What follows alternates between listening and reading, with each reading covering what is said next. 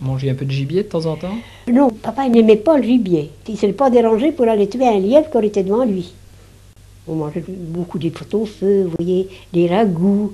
Tous les samedis, maman, avec papa, il allait à Toussy faire le marché, il achetait des caques à rang salé. Ça s'appelait des caques. Oui. Et c'était grand, c'était haut comme ça. Et maman les mettait des salés, hein. C'était bon. Enfin, maman elle allait à Toussy, elle achetait quand même de la viande, surtout des fromages aussi, parce qu'on avait bien le fromage des chèvres, mais quoi, 7 ou 8 à table, c'est beaucoup, hein. Alors ça mangeait. Et à l'époque des girolles, on mangeait beaucoup de girolles, arrangées au lait. Elle était bien cuisinière, maman. Alors, elle faisait cuire ses girolles, elle mettait goûter, elle faisait une bonne sauce blanche, avec des œufs, je me rappelle, c'était bon, puis elle mettait toutes les girolles là-dedans. Ben, on aimait ça. Ça nous faisait un dîner, bien souper, ça se trouvait. Autour des bois, il y avait une fontaine là, qui alimente l'étang. On allait chercher de l'eau là, des fois on allait chercher loin, mais on avait 2 seaux, puis on mettait un cercle comme ça. On la gâchait pas. Hein. Un cercle, c'est-à-dire comment ça? Un cercle pour nous aider à appuyer le seau. Enfin, ils sont pas si lourds. À part aider votre père à transporter le bois, là, vous faisiez quoi autrement? On s'amusait un peu comme des gamins, quoi.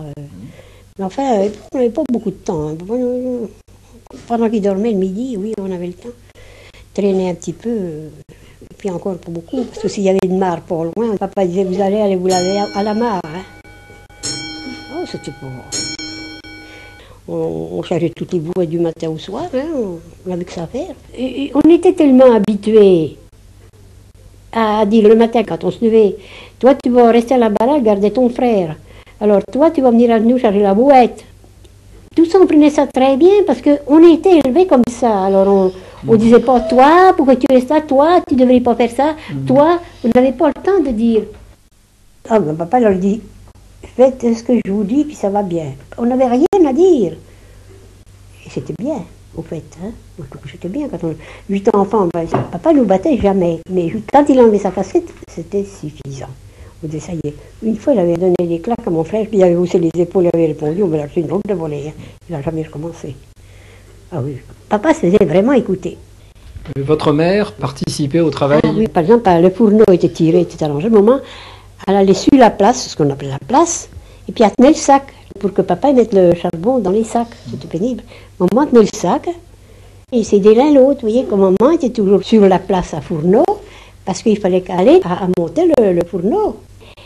Pour dire qu'on était heureux, non. Non, on ne peut pas. Il y avait toujours quelque chose, vous voyez, qui nous empêchait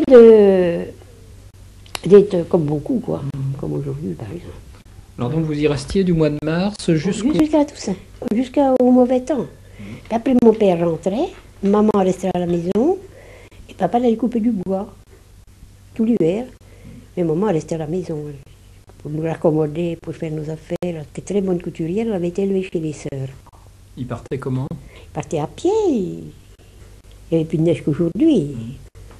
Alors il partait avec sa cognée sur son dos. Et puis en arrivant au bois, ben, alors il dérangeait la neige avec sa cognée, puis il coupait quand même du bois. On fêtait pas Noël à cette époque-là? Ah non, aussi, écoutez, non, c'était drôle à cette époque-là. À l'époque, dans tous les villages, les maisons n'étaient pas vides, il y avait des vieilles femmes, quoi. Alors on allait leur souhaiter la bonne année. On dit, bon, voilà, vous souhaitez une bonne année, une bonne santé, etc. Oh, ben, vite, bien gentil, mes petits, tiens, je vais vous donner un sou. On était heureux.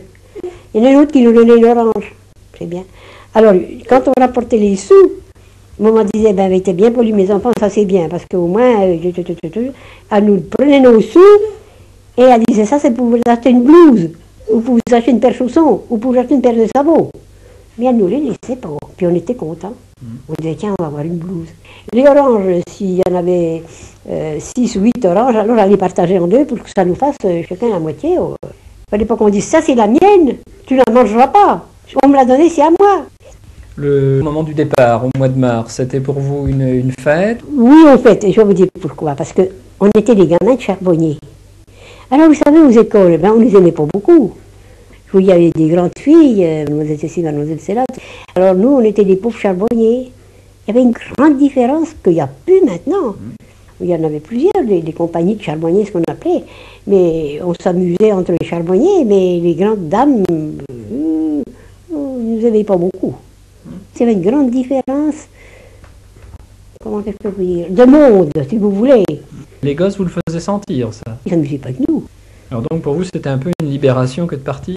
Oh oui, moi j'ai pas été à l'école beaucoup, comme tous mes frères et sœurs. Il y avait un peu d'hiver, 3 ou 4 mois de l'hiver. Des fois il y avait de la neige, on n'y allait pas. Des fois il y avait de la pluie, on n'y allait encore pas. On se débrouillait quand même. Oui. Surtout qu'à l'époque, la vie des bois, c'était très joli.